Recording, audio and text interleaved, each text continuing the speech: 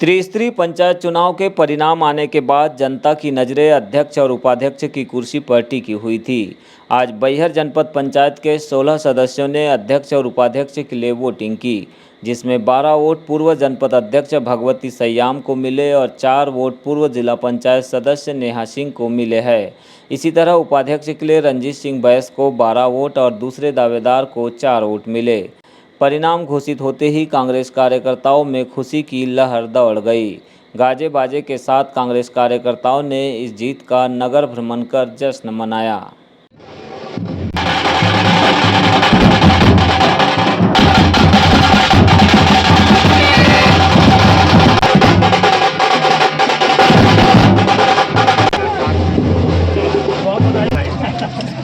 दीदी के साथ ले ले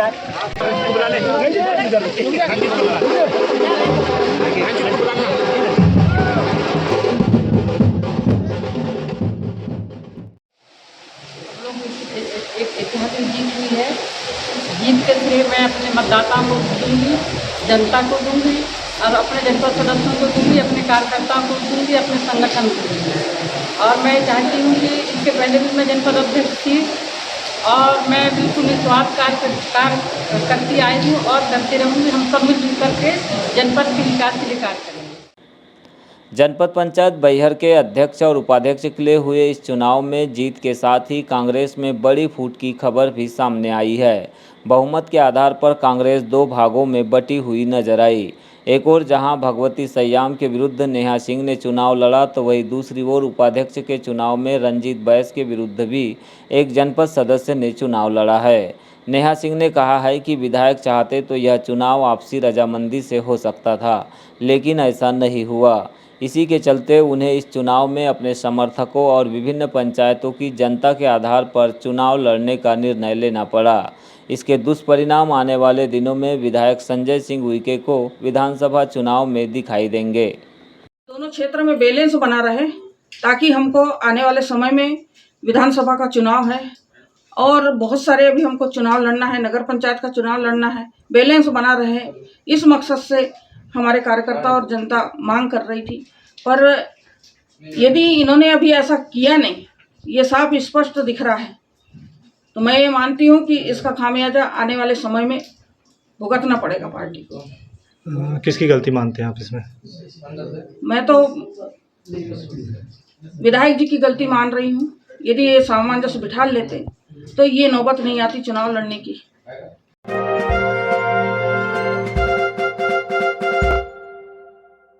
जनपद पंचायतों के अध्यक्ष और उपाध्यक्ष के लिए संपन्न हुए चुनाव में बालाघाट जिले की 5 जनपद पंचायतों में 2 पर भाजपा, 2 पर कांग्रेस, तो वही 1 सीट पर निर्दलीय उम्मीदवार ने बाजी मारी है। इस जीत के साथ ही जनपद पंचायतों में विजयी उम्मीदवारों के समर्थकों ने खुशियां मनाई और आतिशबाजी कर एक दूसरे को बधाई प्रेषित की। जानकारी के अनुसार लांजी में अर्चना खोंगल और बैहर में भगवती सयाम ने कांग्रेस उम्मीदवारों के तौर पर जीत हासिल की, तो वहीं परसवाड़ा में सम्मल सिंह धुर्वे और वारासिवनी में माया इनवाती भाजपा समर्थितों ने जीत का परचम लहराया। इसी तरह खैरलांजी जनपद में निर्दलीय उम्मीदवार आशु बघेले ने जीत दर्ज की है, जिन्हें पीठासीन अधिकारी एसडीएम के द्वारा निर्वाचन का प्रमाण पत्र प्रदान किया गया। अब 28 जुलाई को होने वाले 5 अन्य जनपद पंचायतों के चुनाव पर सबकी नजरें टिकी हुई है। इसमें बालाघाट, किरनापुर, कटंगी, लालबर्रा और बिरसा जनपद पंचायत शामिल है।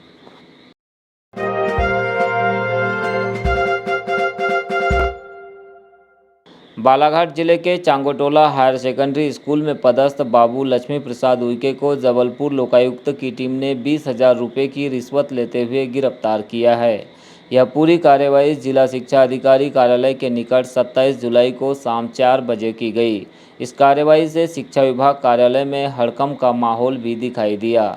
दरअसल फरियादी ने डीईओ कार्यालय के लेखापाल व सहायक ग्रेड 2 नितिन कोमटवार और सहायक ग्रेड 1 राजेश रंगारी का नाम भी इसमें लिया है।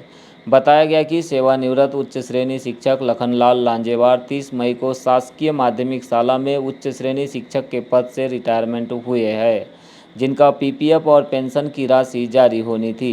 इस प्रकरण को तैयार करने के लिए अपनी पदस्थापना संकुल केंद्र स्थल चांगोटोला हायर सेकेंडरी स्कूल के बाबू नितिन कोमटवार और 2 अन्य के द्वारा 35,000 रुपये की रिश्वत मांगी गई थी। फरियादी ने रिश्वतखोर बाबू को इसके लिए 20,000 में मना लिया था।